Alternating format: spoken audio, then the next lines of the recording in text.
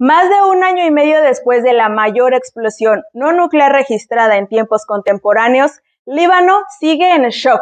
El país se encuentra atrapado en una de las peores crisis financieras del mundo en más de un siglo. Los ciudadanos se enfrentan a escasez de medicamentos, de gasolina, de energía eléctrica y hasta de alimentos. La explosión dejó 214 muertos y más de 7,000 heridos y damnificados.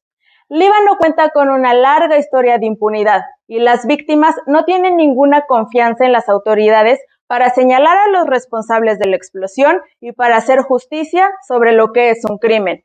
Bienvenidos al podcast más tóxico de todas las redes sociales, pero menos que tu ex, el lado tóxico de la vida.